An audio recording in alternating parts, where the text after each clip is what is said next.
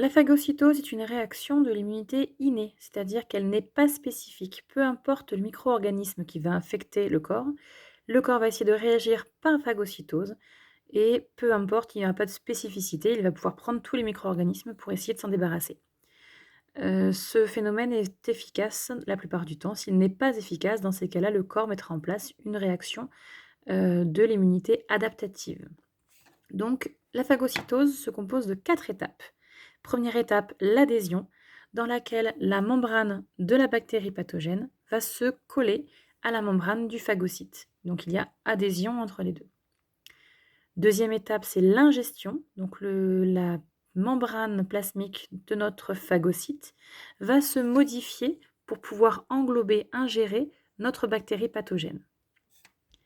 Troisième étape, la digestion. Donc notre phagocyte contient des vésicules qui contiennent des enzymes, ces petites vésicules vertes.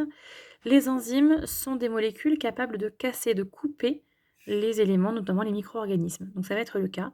Les enzymes vont couper les micro-organismes, donc ça va être une digestion. Et enfin, quatrième étape, l'expulsion des déchets. Tout ce que notre enzyme a découpé va être ensuite expulsé, puisque ce sont des déchets. La bactérie est donc détruite et l'infection est enrayée.